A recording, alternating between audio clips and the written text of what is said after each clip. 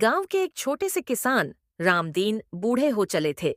उनकी झुकी कमर और कांपते हाथों में फिर भी मेहनत करने का जज्बा था। उनका बेटा अनिल पढ़ाई लिखाई में होशियार था और अब कलेक्टर बन चुका था। पिता को अपने बेटे पर गर्व था, लेकिन वे खुद को कभी ऊंचा नहीं मानते थे। एक दिन रामदीन अपनी जमीन के लिए बैंक से लोन लेने गए। बैंक मैनेजर ने उन्हें ऊपर से नीचे तक देखा और उनकी झुर्रीदार त्वचा और फटे पुराने कपड़ों पर तंज कसते हुए कहा, बुजुर्ग, तुम्हारे जैसे लोग यहाँ लोन लेने नहीं आते। जाओ, कहीं और जाकर भीख मांगो। रामदीन ने बड़ी विनम्रता से कहा, साहब, मेरी जमीन के कागजात सही हैं। आप जांच कर सकते हैं। मैं बस अपने खेत की हालत सुधारने के लिए मदद चाहता हूँ। लेकिन मैनेजर ने उनकी बातों को नजरअंदाज करते हुए गुस्से में आकर उन्हें धक्के देकर बाहर निकाल दिया। रामदीन चुपचाप घर लौट आए, लेकिन उनके दिल में दर्द था। शाम को जब उनका बेटा अनिल घर आया तो उसने अपने पिता की उदासी देखी। पूछने पर पिता ने सब कुछ बताया। अनिल का खून खौल उठा। अगले दिन वह अपने कलेक्टर के पद पर अपने पिता के साथ उसी बैंक में पहुंचा। बैंक मैनेजर ने जैसे ही अनिल को देखा, वह खड़ा हो गया और झुककर अभिवादन करने लगा।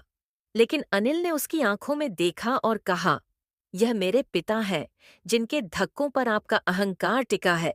उन्हीं की मेहनत की वजह से आज मैं इस कुर्सी पर हूँ। आपको लोन नहीं देना था, ये बात अलग है, लेकिन आपने उनका अपमान करके अपना असली चरित्र दिखा दिया। मैनेजर शर्मिंदा होकर माफी मांगने लगा, लेकिन अनिल ने उसे सबक सिखाने के लिए कार्रवाई की सिफारिश की।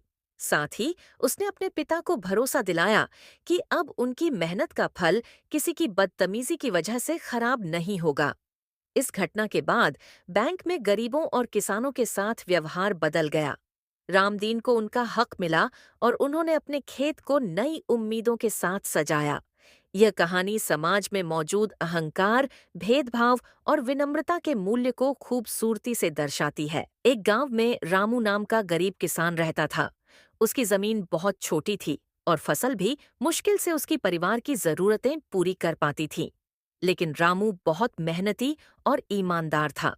वह अपने काम में कभी भी कोई कोताही नहीं करता था। एक दिन खेत जोतते समय उसे जमीन में एक बड़ा सोने का घड़ा मिला। वह बहुत खुश हुआ, लेकिन उसने सोचा, यह धन मेरा नहीं है, इसे अपने पास रखना चोरी के समान होगा। वह घड़ा लेकर गांव के मुखिया के पास गया और सारी बात बताई। मुखिया उसकी ईमानदारी देखकर हैरान रह गया। उसने रामू से कहा, तुम्हारी ईमानदारी इस घड़े से भी ज्यादा कीमती है। यह धन तुम्हारा ही है। इसे रख लो और अपने जीवन को बेहतर बनाओ। रामू ने उस धन से अपनी जमीन खरीदी, खेती के उपकरण लिए और मेहनत से खेती करने लगा। उसकी मेहनत और ईमानदारी ने उसे धीरे धीरे गांव के सबसे संपन्न किसानों में से एक बना दिया। यह कहानी हमें सिखाती है कि ईमानदारी और मेहनत का फल हमेशा मीठा होता है। गरीब से अमीर बनने की राह में सच्चाई और परिश्रम सबसे बड़े साथी हैं। गांव के एक छोटे से किसान रामलाल के पास थोड़ी सी जमीन थी।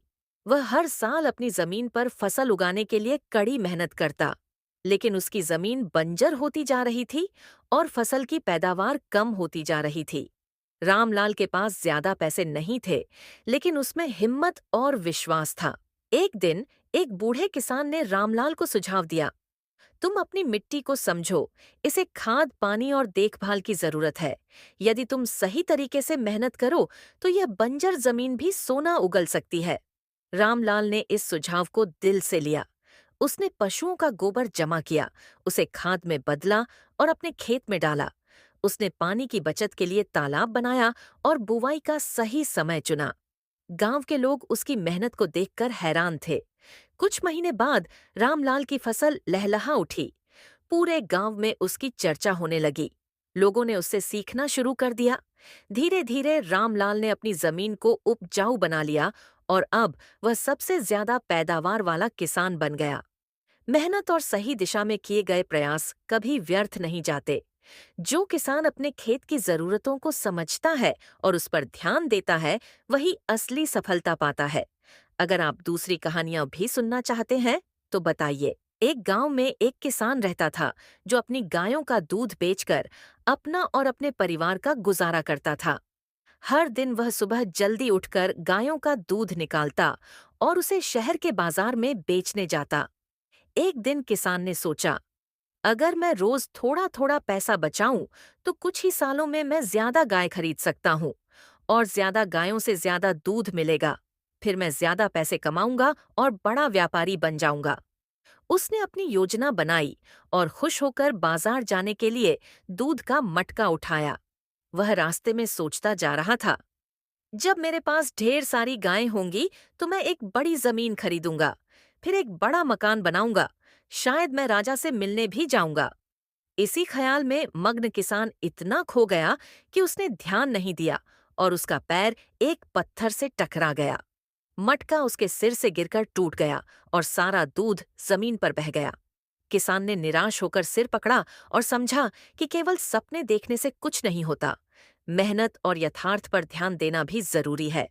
कहानी से सीख। यह कहानी हमें सिखाती है कि हमें अपने सपनों के साथ साथ वर्तमान पर भी ध्यान देना चाहिए। मेहनत और योजना के बिना केवल कल्पनाएं सफल नहीं होती। रामू एक गरीब गांव का लड़का था जो अपनी माँ और छोटे भाई बहन के साथ रहता था। उनके पिता का देहांत हो चुका था और घर चलाने की पूरी जिम्मेदारी रामू पर थी। गांव में काम के सीमित साधन थे, इसलिए रामू ने शहर जाकर काम करने का निर्णय लिया। शहर में पहुंचकर रामू ने देखा कि वहां रिक्शा चलाने का काम अच्छा विकल्प हो सकता है, लेकिन उसके पास अपना रिक्शा खरीदने के पैसे नहीं थे। हार मानने के बजाय उसने एक सेठ से किराए पर रिक्शा लेने की बात की। सेठ ने उसे रोजाना कुछ पैसे किराए के रूप में देने की शर्त पर रिक्शा दे दिया। रामू सुबह से रात तक मेहनत करता। वह ईमानदारी और मुस्कान के साथ सवारियों को उनके गंतव्य तक पहुंचाता। उसकी मेहनत और अच्छी सेवा के कारण लोग उसे पसंद करने लगे। धीरे धीरे उसने किराए की रकम चुका दी और कुछ पैसे बचाने भी शुरू किए। संघर्ष और सफलता। रामू का सपना था कि वह अपना खुद का रिक्शा खरीद सके। कई महीनों की मेहनत और बचत के बाद उसने अपना पहला रिक्शा खरीद लिया। यह उसकी मेहनत और समर्पण का नतीजा था। इसके बाद रामू ने और मेहनत की और धीरे धीरे उसने कुछ और रिक्शा खरीदे। अब वह खुद रिक्शा चालक नहीं था, बल्कि दूसरे चालकों को रोजगार देने वाला बन गया।